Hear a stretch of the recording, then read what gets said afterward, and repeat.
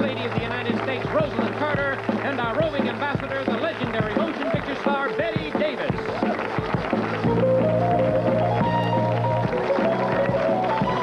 And a special friend of Helen Hayes with a most unique calling in life. And now, here's Dinah!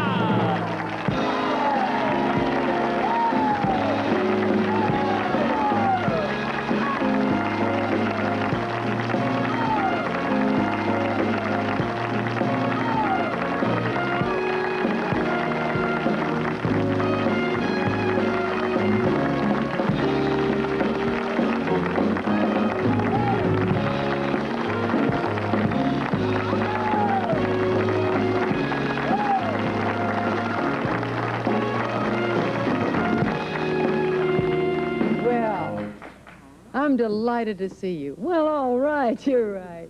We were doing a little research before we did this show today on a study run by the American College of Sports Medicine. I didn't even know there was one, but they came out with a very interesting statistic. They claim that joggers, swimmers, and other physical fitness buffs should exercise at least 3 times a week. You heard that, didn't you? 3 times a week, or it doesn't help. Wouldn't make any difference at all. And if you're going to go 5 times a week, that's fine. But in New York, everybody is jogging, and everybody jogs 7 times a week. 2 times for exercise and 5 times to get away from the muggers. I thought that was an interesting bit of information. And you can, California, of course, we jog out here. Everybody jogs in California. You can always tell a California jogger their Adidas are made by Gucci. Not really, but I just thought it was a little something I'd throw in. Do you know there are 16 million joggers on the road today? 16 million. I wish they'd get off so I could drive. Now, you think you have to have an expensive outfit for jogging. You really don't. Gerald Ford jogs, and he doesn't need a jogging suit. He just needs falling down clothes. My first guest does not fall down. He is a gentleman in the ultimate sense of the word, a gentleman. And he knows all about physical fitness. You have to be pretty fit to dance like the one and the only Mr. Light as Air, Fred Astaire.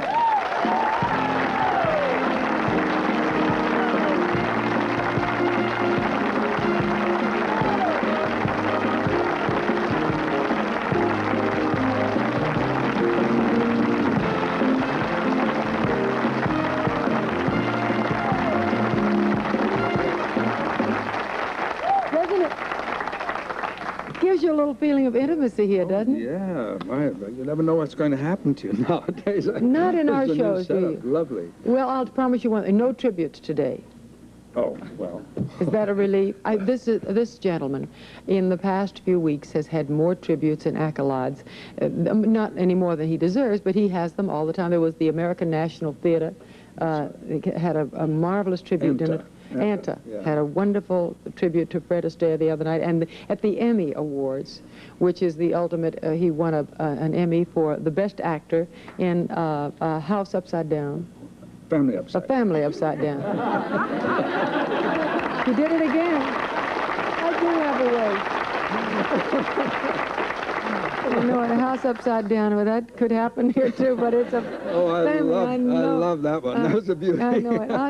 I do that every once in a while. But when you won that Emmy that night, the entire audience stood up as a tribute, which is, you know, it's incredible because it was the only time I've ever seen a standing ovation, complete standing, absolute ovation for somebody. And your speeches, Fred, I must commend you on those. Who writes your wonderful acceptance speeches? You're kidding. Yeah, you're kidding. You know that Fred comes up and he says, "Oh, I don't know what to say. Thank you very much." Truly the most modest man in our town. Well, no, it's just, seriously, you can't plan a speech because in the first place you say, well, how am I going to win? And another thing is if you don't win, well, you say, well, gee, well, that's okay. Well, where do we go next? You know. Yeah. So when you do finally win, it's better to come out with just what comes out, and all that comes out sometimes is nothing.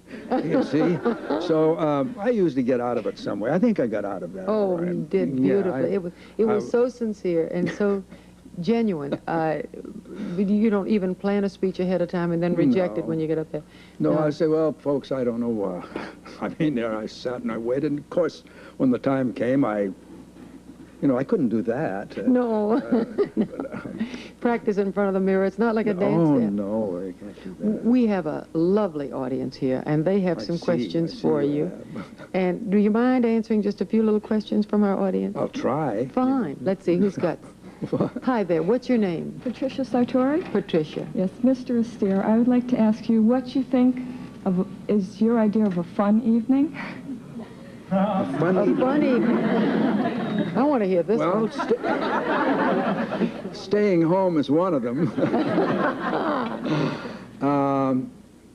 I like to go to the theater occasionally, not too often, but as you get way up there in years, Way. Sure. No, but I mean, I don't go out very much at night. I like to get to sleep rather early and get up early. I like to do that. Don't you think most people do that in this town anyway? Everybody goes to bed a little earlier than they do anywhere else. In California, yes, we do. Well, those are in the business that we're in are up early most of the time. Yeah, I love to be up about 6 every morning. Couldn't miss these California mornings. They're too beautiful. Great, yeah. I'm an early riser too.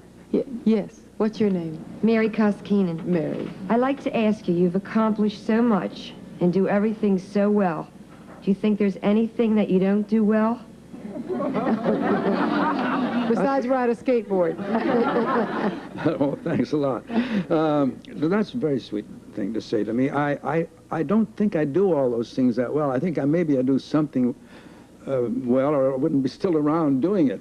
But I do a whole lot of things that I say, oh, well, I get away with that, and I can get it. If it's whether it's golf or some sport or playing bridge or just anything else.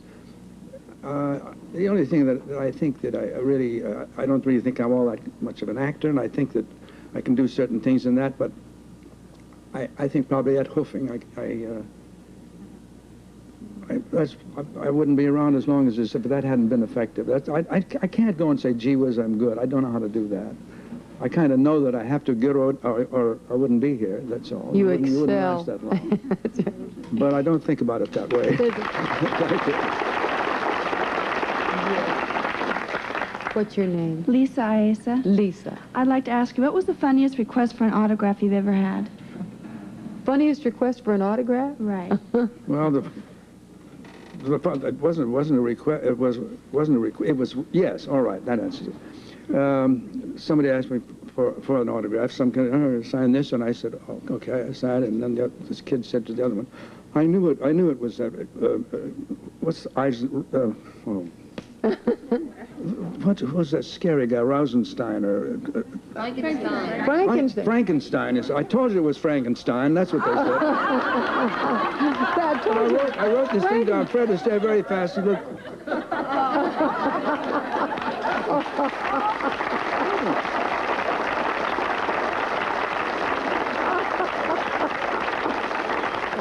Oh, that's funny. We'll be right back with Fred Astaire, Helen Hayes, and Raquel Welch right after this. Who done it?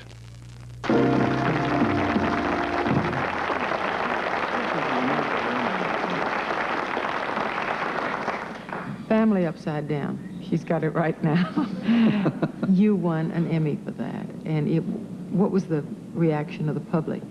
The fan mail, that sort of thing, because I know what the critical reaction. Well, a great deal of very enthusiastic family. Some of it was funny, and that's what you'd like to know.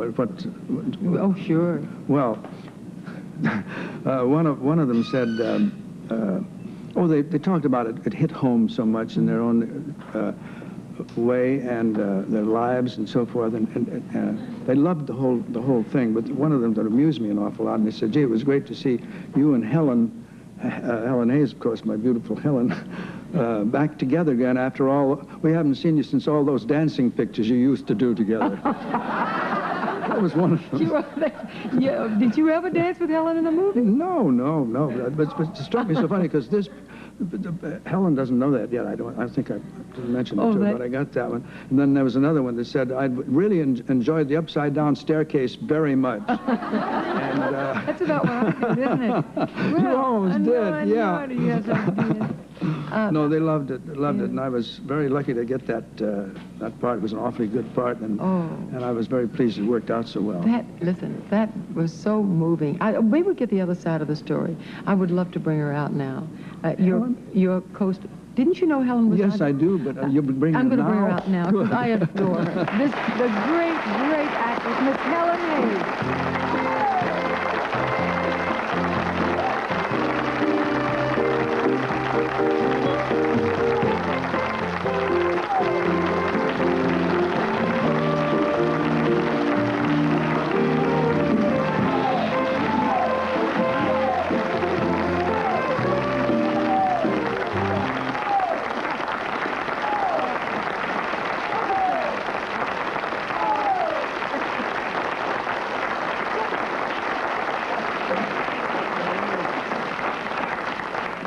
Makes me want to cry.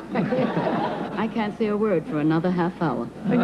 Oh, I'm sorry to hear that. Did you ever really dance with Fred Astaire? Mm-hmm. Did you? Yes. I went on a date with him and Adele, his sister, and a mutual friend, Leland Haywood.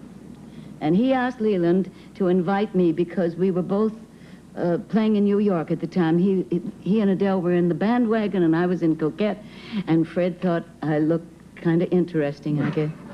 So we went to the Palais Royale. You know, I remember everything about that evening. Palais Royale on Broadway, and it was Paul Whiteman's band, and I was in heaven, just in heaven. You danced the whole evening? With Fred. Oh, wow. And I mean, the champagne and dancing, because, I mean, in New York at that time, the Palais Royale, I don't know what it was, but it must have been beautiful to have Paul Whiteman's whole orchestra. Yes, it was great. And then what happened? Nothing.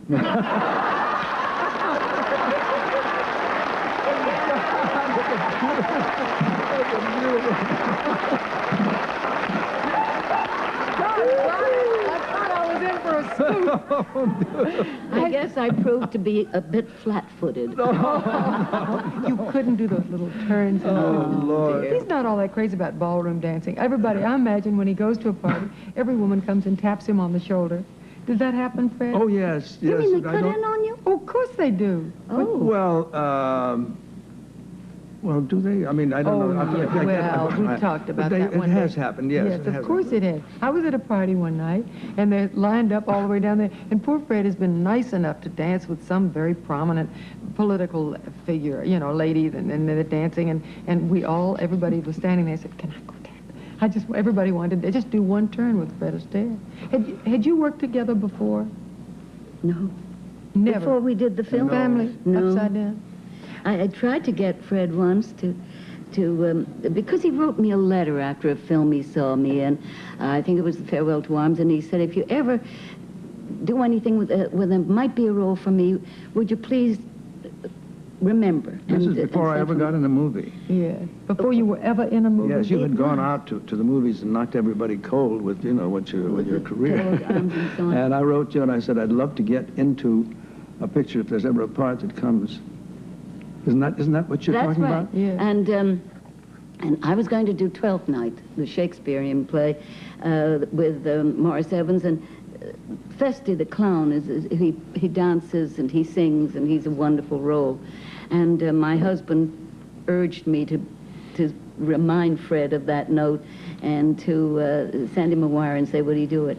But he said he was scared of the Shakespeare part of it. It sure was. I was in a state of shock at this idea. But you must have contemplated it a little bit. I mean, just the idea of because right now, you stretch yourself as an actor every time you perform, every performance. And it must have been intriguing to you whether you... Well, when you work with Helen, boy, she just makes you look good, that's all. I'm telling you, this lady is just, she's so perfect in every move that she makes it makes it so easy to work.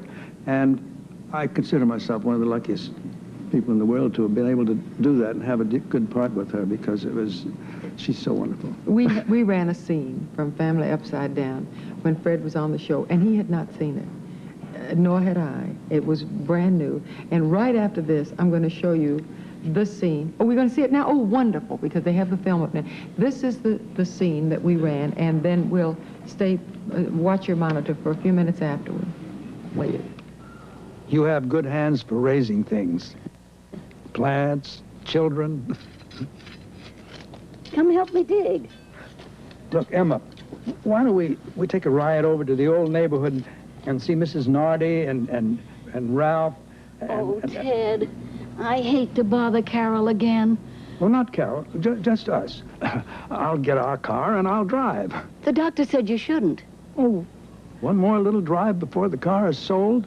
It's one of the few things left that's still mine. One little tiny place I can feel I belong. I want to take my wife for a drive.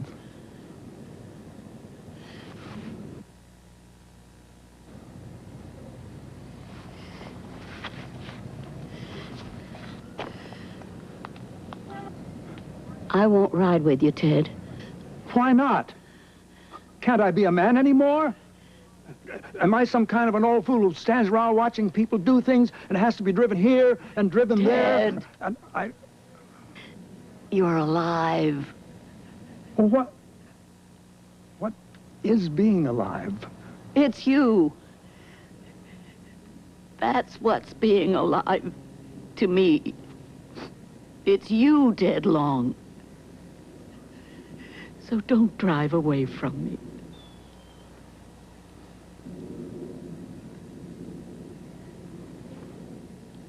Will you come and help me dig? We'll plant the mint and we'll put in carrots. I know how you love fresh carrots with your salad. And I have cucumbers to plant and tomatoes. Will you help me?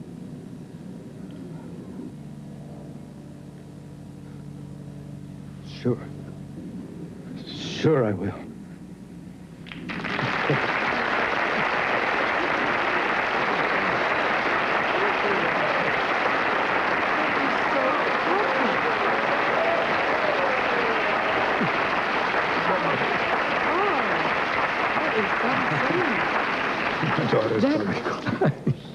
Well, me too. I feel exactly with Sale. But you know, see, just a tiny bit of a motion picture, and to see that kind of a love story right before your eyes, it's too much, Fred. You know, I've got to tell you the truth. We'll be right back.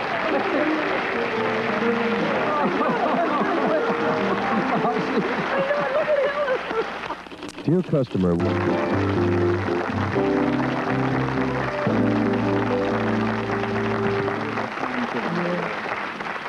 we just viewed a scene, for those of you who just tuned in, I'm with Helen Hayes, of course, and Fred Astaire, of course, and we were viewing a scene from A Family Upside Down, and then we lingered just a moment on the moment afterward when Fred and I were sitting here on this couch, and we both started to cry. Now, we thought, well, we'd discuss a little bit about the emotion, but we couldn't talk because Helen started to cry, Fred started to cry, and I started. I hope you had a good cry out there in the audience, too. Did you enjoy yourself? Yeah.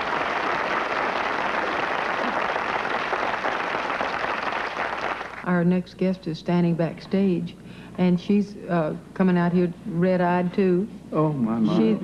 She's one of your neighbors. Oh, I know who you're talking about. Right up on the mountain with you, a fine actress, and like the two of you, an international star. Please welcome Miss Raquel Welch.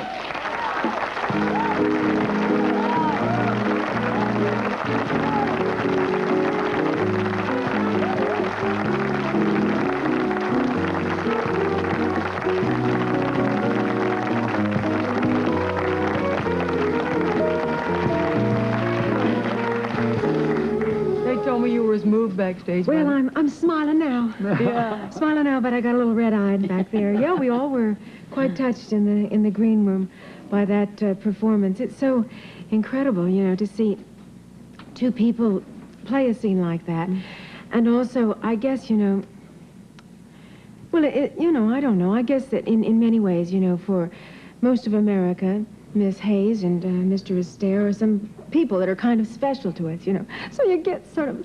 No, I mean, love you know, you just really, it's like seeing a little... What is it? There's something about real life that sort of also somehow has a truth inside the scene. And then you just, you know, it really just tugs on your emotions even more. You can stand well, it's a situation that does exist much, much more than people realize. But I've had so many people come to me with that very thought, and I'm sure you have too. That was the thing that Helen was saying when we were in commercial. She said that you spend your lives together. When you're young, people try to get people together. You know, if they always try to get people married. They conspire to get you married to each other. And then as you get older, they conspire to pull you apart because they don't feel that you're capable of taking care of yourselves and each other. You have to be living with your young or living somewhere. It takes a lot of courage, I think. It's a terribly hard thing to stay together once age comes along. For those people out there who did not get to see a family upside down, the father of the family, who had always been the patriarch, was ill, and they felt that they could no longer depend on each other for various functions, getting around, taking care of the house, taking care of all those. So they were going to either have to stay, he was going to have to stay in a hospital, in a nursing institution, home. Nursing home, really. Home. Or they were going to have, no, of course not. Emma didn't like it either. But we won, didn't we, in the end? Yeah. We sure did. Neither of us liked it. But yes, we got together. Yeah. I love that line of yours toward the end of it when you said, it isn't the length of life, remember, that I'm interested in. Say it again, Fred. Well, it was, that line was, it isn't, I was arguing with the doctor about why I didn't want to go to this thing. I wanted to get out of the nursing home. A little too much to explain, but I said it wasn't the length, it was the quality of life that mattered to me. You know, that was the line. Doctor said if he went out of the nursing home, he might not last more than a few years or whatever. And Fred said, that's all right with me. And infinitely more important that those moments be precious that you're living at the moment. Are you a very emotional person, Fred, personally? I don't think I am too much. I think I probably, I don't really think too much about what I am. That's luckily for me. You suffer the same angers, disappointments. You have a temper? Yeah, I get very angry. How about you, Raquel? You're an emotional person, aren't you? Well, sometimes I am. I mean, momentarily I fall in and out of different emotions, but I'm like Fred, too. I think I take... When I'm in rehearsal or when I'm doing something that's kind of exacting, that's where my temper is liable to just go because I want it to be perfect, and I get impatient with myself first before I get impatient with anybody else, you know, and I can just get in such a mood that I, too, could be known to throw a few odd pieces of furniture. Maybe not furniture, but just, you know, maybe a cup or glass across the room. That's the way you express it, a frustration with yourself. How about in terms of other people? If you are really angry at someone else, love or wonderfully in love with somebody else, can you show it? Oh, sure, I can. I don't know, those are kind of deep and heavy questions, and I feel a little somehow self-conscious, you know, to think about it at the moment, but it does seem that, yeah, I mean, I feel very real emotions like everybody.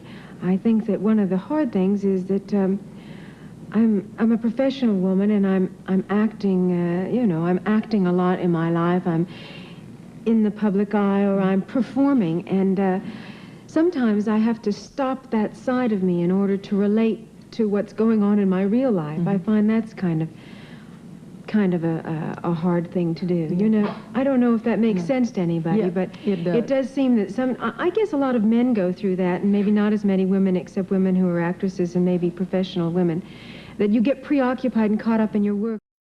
Home and throw the cups across at your own mirror. Break the studio. We'll be right back.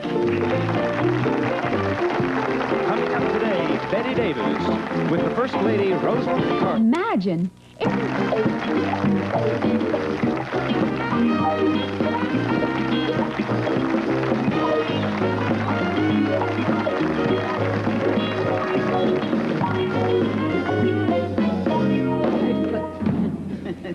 Crazy business. I was going to ask you about one thing they have a tendency to do in our town. pigeonholed. You know, you have a category. Raquel Welch, sex symbol. Fred Astaire, dancer. Helen Hayes, what? Dramatic sex symbol. Dramatic, heavy actress. Now, very hard to pull yourself out You of mean those- like an airport? Well, that's right. But that was later. That was later. I was thinking about in the early part of the Helen Hayes career, before yes, Mrs. yes. McThing or any of the comedy roles that you played on Broadway. I died in everything. Died and everything, and beautifully, and sat there on the bathtub and watched. Oh, what was your wonderful Victoria's husband, Albert? Watched yeah. Albert shave and the scene. I mean, she played these wonderful heavy scenes, and you did get to die gloriously as many characters, Mary Queen of Scots and Farewell to Arms. Well, that's the kind of pigeonholing I mean. And how do you begin to relieve yourself of that particular categorizing? I don't know. I think you have to, you know, when people are set into a category right away, I guess because of the media, people begin to think of all the bad things about that category. And really, there's so much to be said about an image. If you make an image for yourself and you're good at whatever that is, I mean, I started out being more of a decorative piece than an actress. But, you know, there is something good about being decorative. I mean, you know, I mean... A work of art is a work of art. Once in a while, you know, the world needs a little decoration. Yeah. If somebody is a wonderful dramatic actress, why in the hell would they want to be, you know, some hoochie-coo, you know, sort of coochie-coo, you know. That, I mean, and if you're a fantastic dancer, I mean, of course, Fred is also a wonderful actor, but, I mean, there's got to be, you know, the things that people recognize you for are also good. Of course, I would also like at some point before I give up my career to be able to not act like Fred did so well and have just a smidgen of the legitimacy as of an actress that Helen Hayes has enjoyed for so many years, and you know, she's like the first woman of our American theater, and it would be sensational for me. Of course, I would covet, you know, to play a wonderful part, to die beautifully, to do that. In fact, I'm working on a couple of projects that may give me an opportunity to do something that's not so sex symbol-y, but at the same time, I just hate the cliche of complaining about some of the best things that are part of you and some of the best things that you've been, you know, or been accepted for by the public. And, you know, it sometimes just sets you off on a negative train of thought, you know, and I've tried to fight that because I think when anyone comes along in the business, you have whatever that first job was that you did, that you made an impression, whatever it was, people will think of you that way. And then people start wanting to hear you apologize for that. Well, how silly, you know? Let's get on a positive note then. 1966 was really the beginning of Raquel Welch as we knew it. Yeah, and the loinskin bikini, the loincloth bikinis. And Million Years BC, and all that. And then you began to do some more ambitious projects, and you're beginning to be recognized by your peers as an actress. What do you project for yourself by 1988?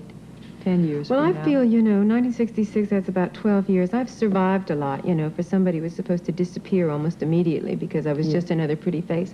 So I kind of feel, you know, kind of good about that. And I've learned a lot about being an actress, about being a performer. I perform live now. I sing and dance, and I feel like I'm at a good prime in my life. I think it takes a while to learn about this business, to learn about expressing yourself and what you have inside. And lose your first fear. And what you have inside to express. So what I feel is kind of what I just said, is I have a couple of projects. One is a project over at UA, which I'm developing myself, which is the story of a mother and her 16-year-old daughter type of a thing. It's the kind of thing that I hope will allow me to express myself as an actress in an area that I have experienced myself, because I have a 16-year-old daughter myself.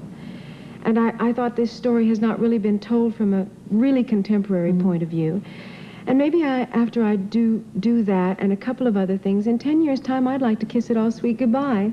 Oh, really? Sure. Why? I don't have the guts that these two people sitting next to me have to carry on like that. Watch it there. Yeah. I've been saying for 10 years and more that I was going to kiss it all goodbye. Have you? And I've become kind of a joke, so don't start now. No joke ever. Yes, I have. I think the furthest thing in the world from a joke, but you could Well, for understand. saying that too many times. You could but you're going to understand, though, quit. how somebody would maybe like to say it. But you never really wanted to say it. No one would let you say it. They wouldn't let I you. said it all the time, thinking I was burning my bridges, but then the next time anybody gave me a good script, I was back. Of course. And the same thing true with you, Fred. Isn't Well, that I've right? retired 5 or 6 times. Have you? Sure. Oh, sure. And I was always got back there somewhere. But you did. How about if you moved to Brazil? Does that take care of it? But it's not a question of that. It's if you there is something inside when you have been awakened to this business, and there are so many facets to it that you want to just keep exploring. Why not? It's nice to just say, well, that's all now. That gives you a chance to think, and then you go ahead from there. That's about what Your perspective. Yeah. You'll find out you'll be playing love those. Oh, We'll be right back. Wait till we do. He's playing Brazil.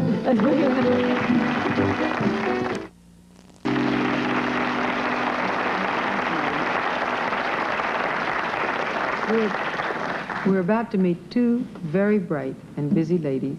One of them is my roving ambassador at large in Washington, with or without portfolio. We have not decided.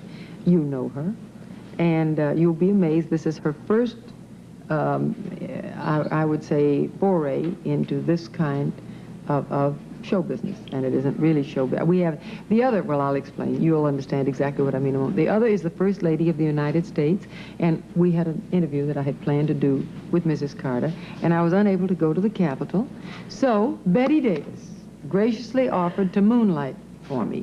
Let's see how Bette Davis and Rosalynn Carter are getting along. We have the tape. I'm here with the First Lady, Rosalynn Carter. We're in the map room of the White House, and I might add, it is not a dump.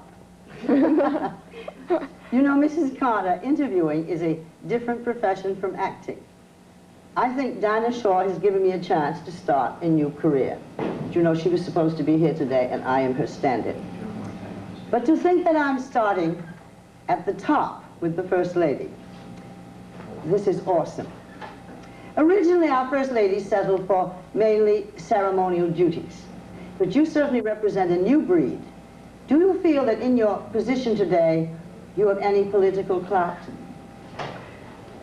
Well, I hope that I have some influence, and I think I have. I, for instance, have projects and things that are really important to me, and things that I want to see done in the field of mental health with the elderly, with getting people involved, and all kinds of people will help me. I can call anybody, I can pick up the telephone and call, so I have that kind of influence.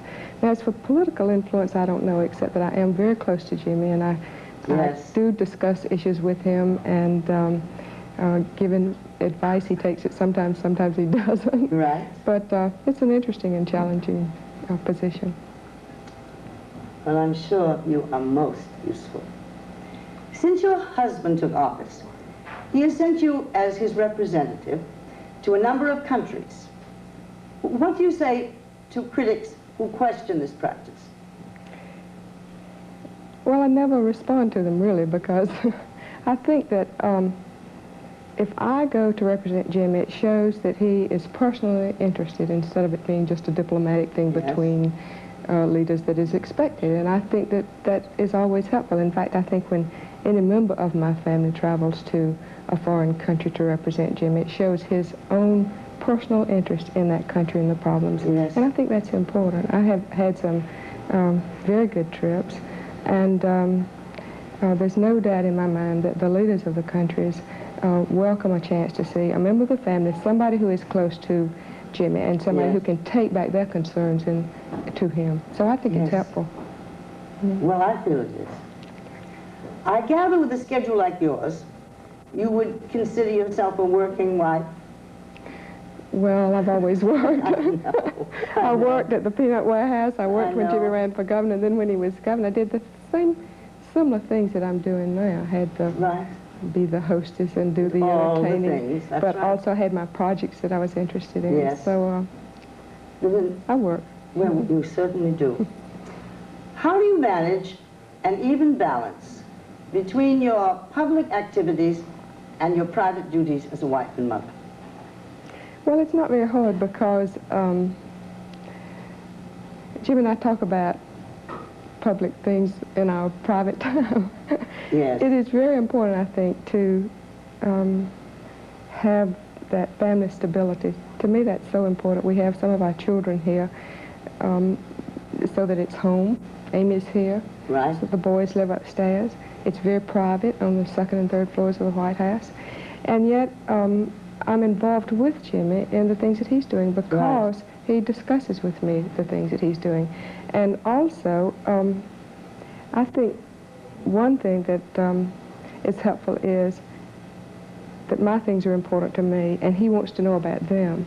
So we have this kind of sharing that's... well, yes, sharing is the marriage, right? Right.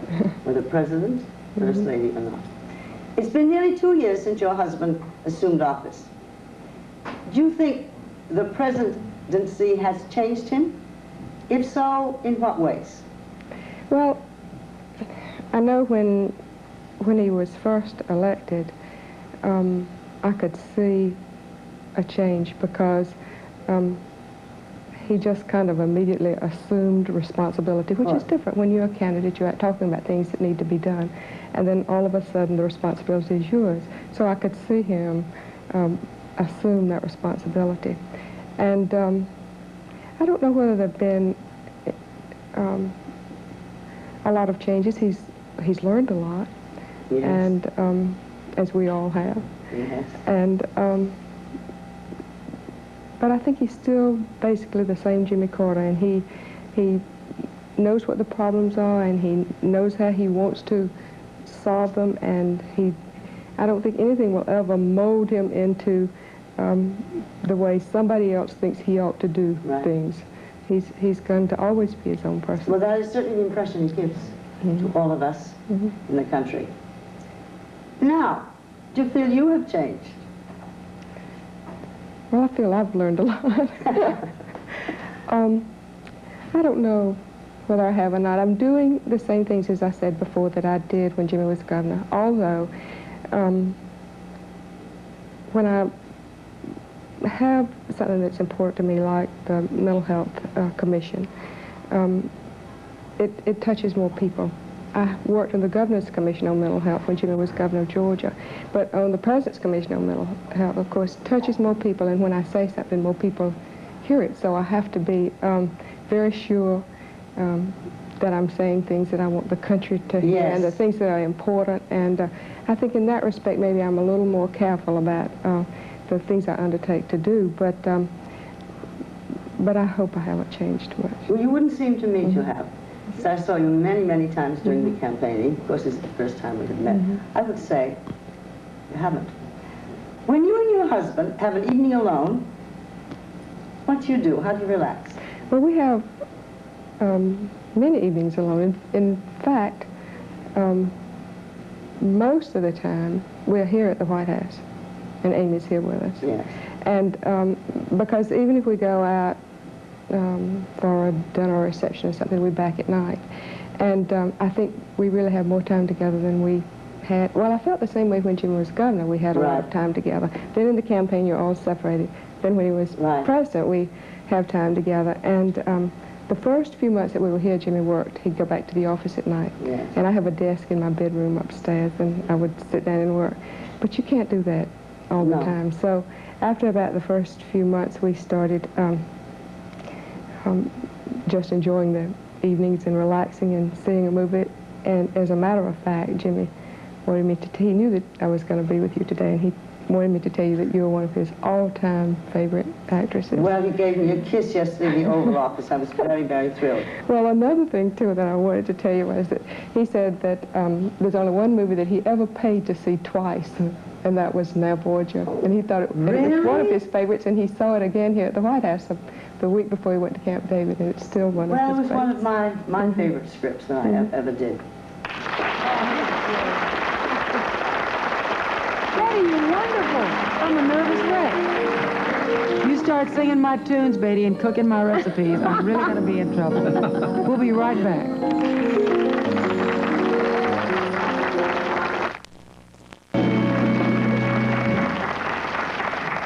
How did you think Mrs. Carter handled herself? Wasn't it beautifully? lovely? I wish I were that open and in command of words, don't you? Well, you are, but I'm not. She was really extraordinary, I thought. I think so, too, and very gentle and very outspoken and in a difficult position.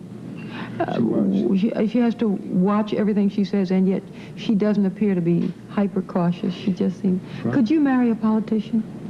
Oh, la la, who would have me? I mean, I'd be such a liability in that. Why? I mean, can you imagine somebody running for president and getting married to Raquel Welch? I mean, that would rip it. I mean, that would, I mean, I know Jerry Brown is contemplating Linda Ronstadt, but I mean, whew, I just don't know how he could ever survive it. How he could say, you don't have a very good image of yourself. Oh, no, it's just that I don't know about politics, you know, and that kind of, how that would mix.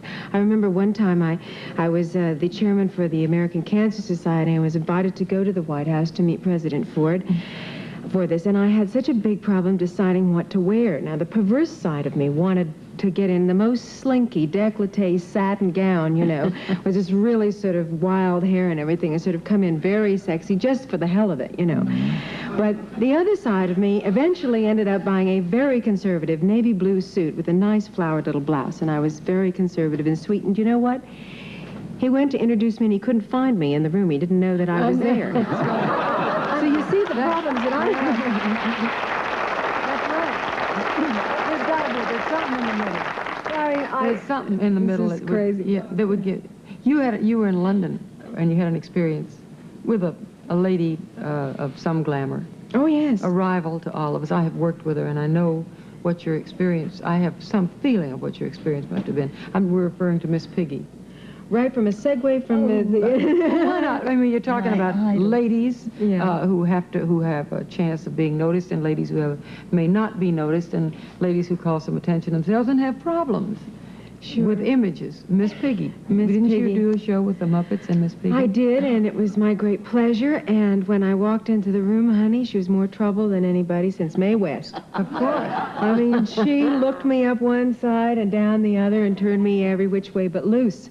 You know, and I thought, oh boy, is this going to be something? And she was so catty, you know. Well, of course, they are, of course, well, they don't like to be called puppets, but, you know, they're not real, and yet they are real. Very real. And she was getting so catty with me, and I didn't know what to do. What did she say? Well, she just sort of, it was the way she looked at me, you know. I love that. And the eyelashes. This sort of thing, you know, like, well, what of it, you know, sweetheart, so what? You know, so I thought, well, maybe if I'm a little nasty to her, she'll lay off. So I said to her, oh, nice necklace you have on. Are those pearls real? And what about your hair, you know, and this kind of thing. We had, you know, we just sort of play. I mean, you did that same thing with Miss Piggy here, where you play at being sort of catty with each other, because that's what she is. She's doing a takeoff on catty actresses and you know, vain sort of... That's going to be on tomorrow night with the Muppets. Yeah. I believe so. Oh, that's you get a chance terrific. to see Miss Piggy. Had a lot of fun. I have an interesting question here. I thought I could... I had an interesting question. After this, I may get a chance to ask it.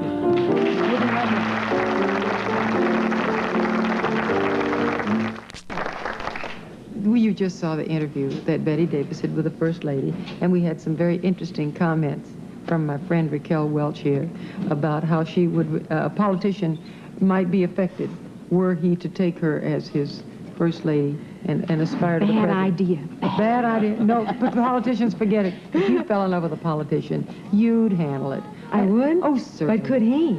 Yes, he could. I think that... That's a very provocative question. Let's leave it alone. Some kind of all right, well, look, any of you answer these. I have some interesting questions here that are kind of an interview that you might be asked. Were you a political or a show business figure? For instance, which do you believe society best prepares for marriage, men or women? Raquel? We questioned our studio audience, incidentally. Men or women? Yes. Well, today they don't prepare either one of us for marriage.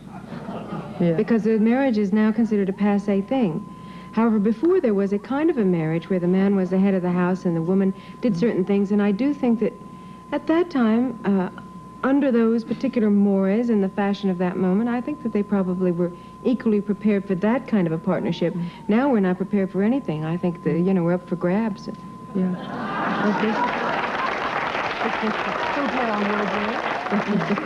I think women were prepared once upon a time. For I marriage. remember in my early youth, I used to hear that a girl had no right to marry unless she could bake a loaf of bread. Yeah. Yes, they had regular rules about how a gal should be You just got applause prepared. from the orchestra. One. But you feel that in those days, at least there was some preparation. Why, a girl's whole life was focused, a young girl's life was focused on that moment when she married. In those days, society Yes. prepared a woman for marriage. What about today? Well, I think Raquel Welch is absolutely Yeah. right.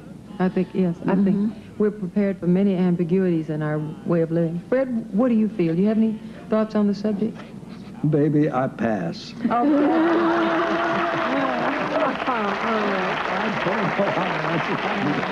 Well, let me ask you one then, Fred. Generally speaking, which politician would you tend to trust the most, a man or a woman?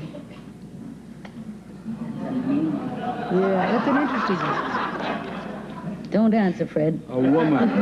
You would trust a woman as a woman.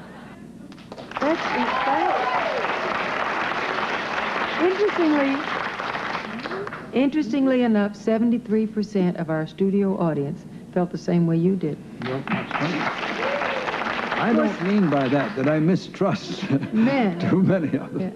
But I would be less inclined to mistrust a woman. I think so. Thank you. How nice. Isn't that good to know? We have another little portion of the interview that Bette Davis, our roving reporter, roving ambassador in Washington, had with our First Lady of the country, Ms. Rosalynn Carter. Let's rejoin them now at the White House. Bette Davis. When you're here in Washington, which you are most of the time, what is your typical day like? Well, I go to, the first thing I do is have breakfast with Amy. Jimmy gets up very early and goes to his office and doesn't eat breakfast. He has juice and coffee. But I try to eat breakfast with Amy every morning. I think it's important that she have a stable home life, and that I'm with her. We have dinner with her every night, and I try to be here when she comes in from school in the afternoon. But and then I have an office in the East Wing of the White House, and I go over to my office in the morning. 2 mornings a week, I have Spanish lessons from 9 to 12 upstairs. You do? And last year I did them 3 mornings a week, but this year I'm doing 2 mornings a week. And I work in my office. I have the regular appointments that deal with the projects that I'm interested in, meet with my staff, and plan the activities that I'll be involved in. Just a busy day. Busy, yes. Busy day. But interesting. Of course. Do you feel that the attention focused on Amy will affect her in the future adversely? I hope not, but Amy really does not know when things are written about her or said about her on television or anything, because she doesn't read the newspaper. She's only 10, soon be 11. And she doesn't watch the television news. Yes. And we don't tell her things if there's anything going on about her being said about her. But she was 3 when Jimmy ran for governor, and she rode in parades and went campaigning with me when she was 2. She's very used to it. That's right. So it's just kind of a way of life for her. She's always had the press around, and she's always had So people. this was not a new thing at all. That's right. In the governor's mansion in Georgia, we lived on the 2nd floor. The 1st floor was open to tours 4 days a week. So she's just kind of grown up in that. She's grown up with it. Right. In the past, there has been some criticism of your habit of including Amy in various adult activities. How do you answer this, the criticism? Well, we've always included her. She was our only girl. We've been married 21 years when she was born. Right. And when she was very little, we always took her everywhere we went. And she got to where she didn't... But in any position such as yours, and even in my little acting position, that is one of the things we have to learn to take. Criticism. That's right. That's right. We It doesn't got to really bother me. expect it. No. And as far as Amy is concerned, when she was very small and we wanted her to go everywhere with us, just because we wanted to be with her. She got very tired because the things that we were going to were political rallies and speeches. Jimmy had to make a speech, I had to make a speech.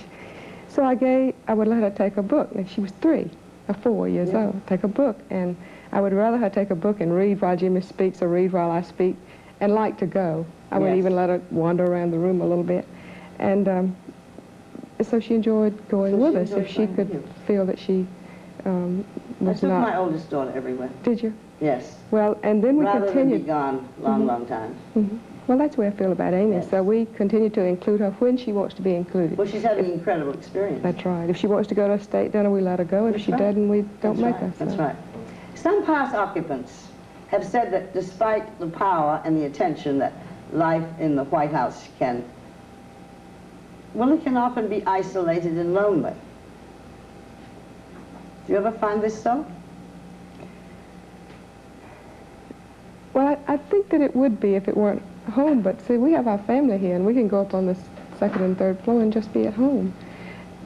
The only thing that we really try to guard against is being isolated from the people in our country as a whole. Yes. It's so important to get out of Washington, out of the White House, and meet with people and talk to them and understand the things that concern them.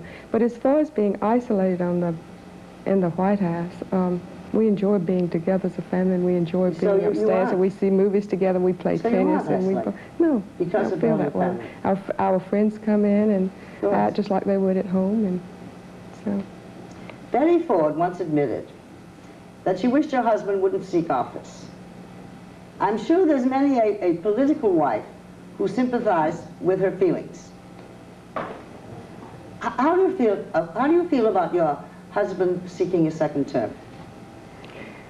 Well, Jim and I have always talked over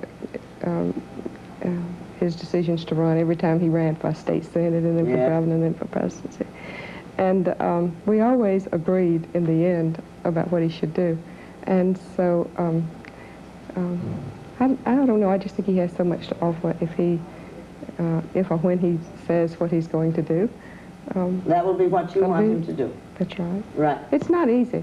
It's difficult, but it's, I think, worth the challenge because I think he's a good president. Yes, agreed. What do you think will be the main issues in the 1980 presidential campaign? I don't know. No, don't know. I don't know. I'll just wait and see when 1980 What comes. has been the president's biggest disappointment since taking office? I think when Jimmy was elected, there were so many things he wanted to do. I think maybe the inertia of Congress. Everything is so slow in getting done, and I think that's a disappointment too. I think there's so many great programs that he has that he would like to see done now. But he knows that he has always known the legislative process is slow. In fact, one time he told me when we were in Georgia that it was good that it was that way because maybe we would make decisions too fast if it were not. But still, you get a little bit disappointed sometimes with the inertia. What would you cite as his biggest success? Well, that's not very difficult right today. Now. What an incredible thing when you saw Sadat and Begin hugging each other. And I thought the president looked like a very proud father, as he well should have been. As an actress, I know about critics and reviews. How do you handle press criticism? We've talked about this before, actually. You don't even ignore it. It's a very... You just have to do what you believe in and take who is against you. That's right. You agree? And that's right. And Jim has been involved in politics for a long time, since 1962. So he knows this. That's right. And at first, it was very difficult for me. And he would sit me down and say, if you don't think I'm doing the very best job I can possibly do, because you then worry about with it. the criticism, that's right. naturally. But he said, if you think I'm doing the best job I can do, don't worry about it. And so that's the attitude you must develop. You must develop, yes. I had to learn to develop that. I've heard so much about your interest in mental health. What led to it, since you obviously have no problems in your own personal life? Well, I campaigned for Jimmy when he ran for governor, and went all over the state. And we had a very poor system of services for our mentally afflicted in Georgia at that time. And I had so many people say to me during that campaign,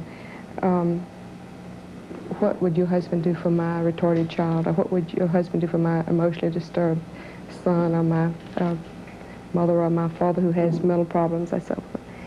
And so I asked Jimmy about it one day, and he had been in the state senate and he knew the problem, and I knew that I would have to have something to do besides coffee and teas. I had worked all my life, yes, and I yes. wanted something to do that was significant. And so at that time I decided I would work with the mental health program. And then once you become involved in it, I don't think there's any way that you can be well, torn you probably from it. don't know that I have a brain injured child. No, I didn't. And so the mental health thing needs so much, so much, so much. I have been fortunate that I could have her in good schools and have her trained, but many people can't. So it's a wonderful work you're doing. I cannot tell you, I will go back to New York today and say, I did not sit here with Rosalynn Carter in the White House. Thank you so much. Thank you. Enjoy having you.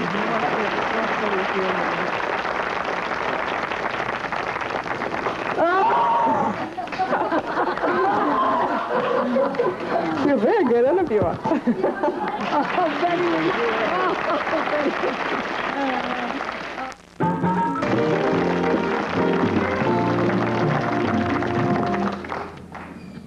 Thank you.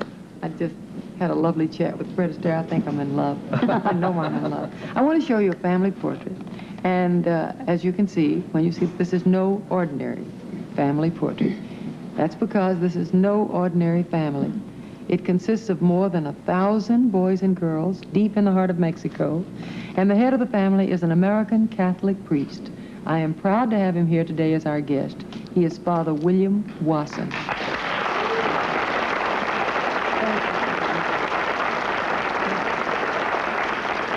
You have two devoted friends here.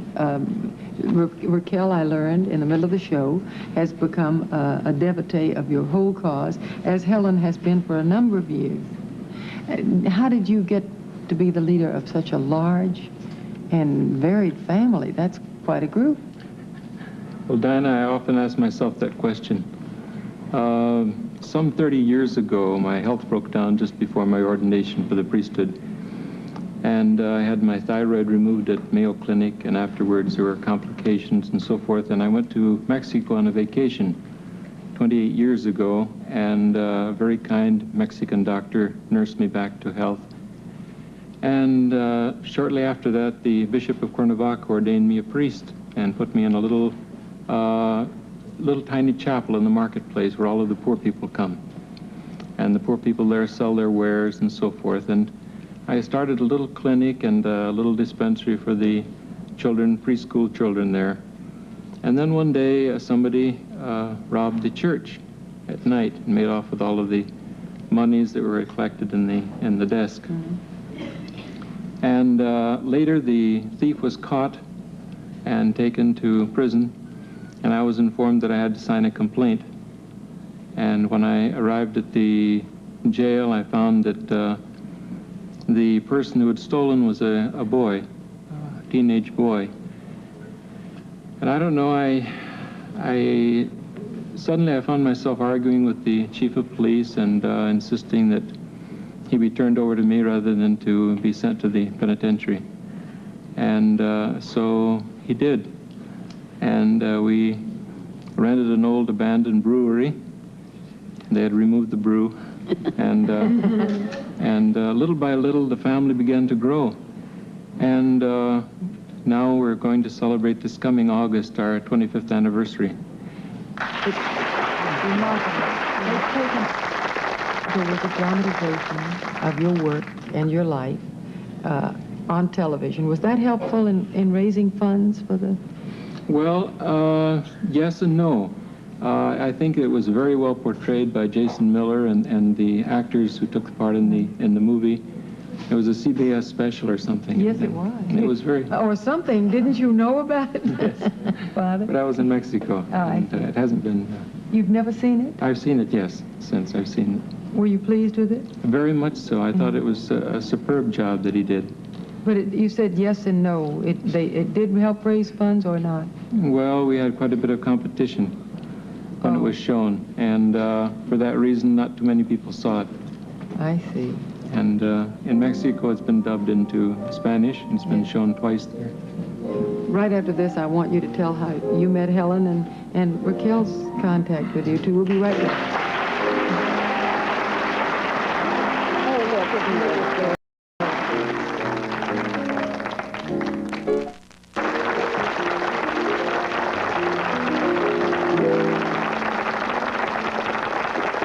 I'm here with Bette Davis and Raquel Welch and Helen Hayes and Father Wasson. And if I implied before that they were problem children, I meant really to say that they are children with a problem, and there is a vast difference. When did you first meet Father Wasson or get to know of his work? Oh, it was several years ago now. I think it might be 5 years ago. I was in Mexico doing a special, and John Wayne was there at the time.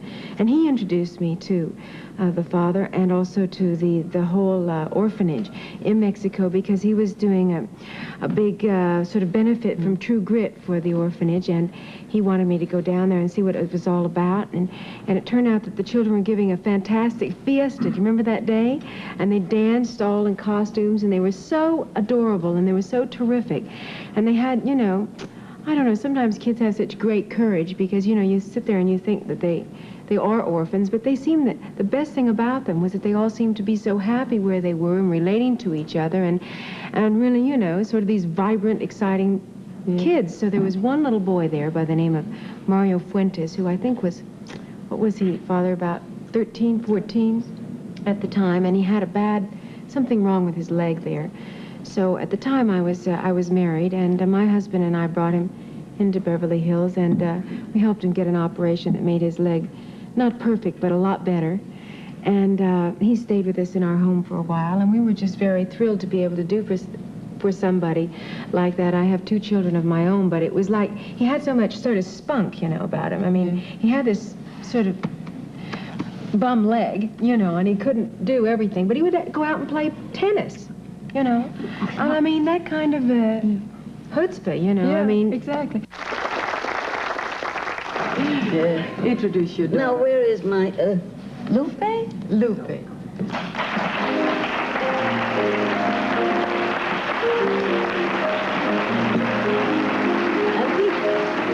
Aquí está Lupe, Dinah.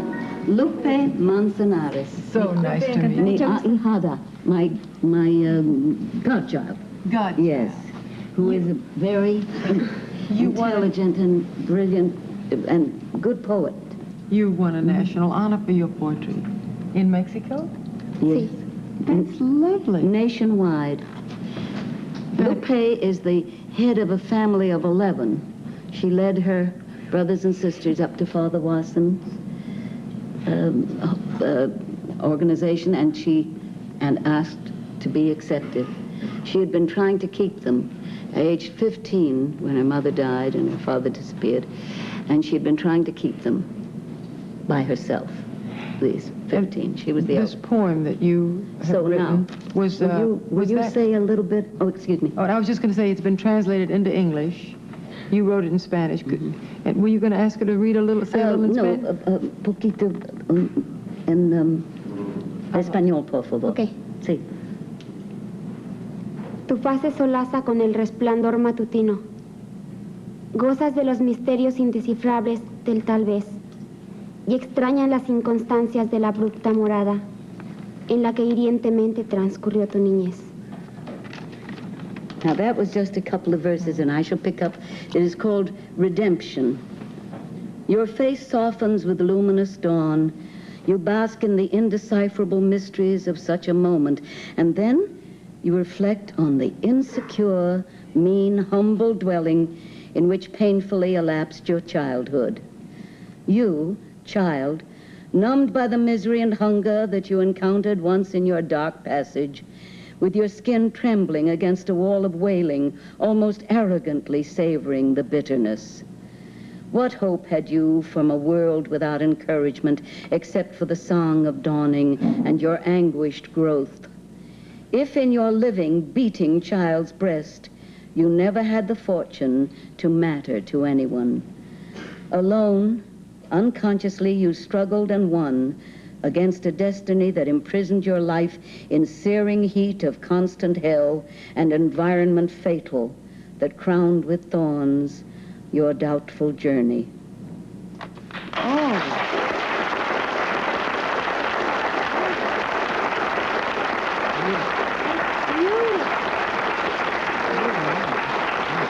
You've had time to think.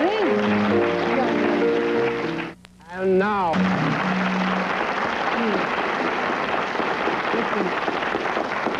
I had a marvelous day today. I've just been reading over with Raquel, Maria Guadalupe Manzanares' beautiful poem, Redemption, as read by Helen Hayes. And anytime you want to come back, if you don't want to laugh with Miss Piggy like you're going to do tomorrow night, come back here and have a good cry. I know. We started again. Just, Father Wasson, thank you so much.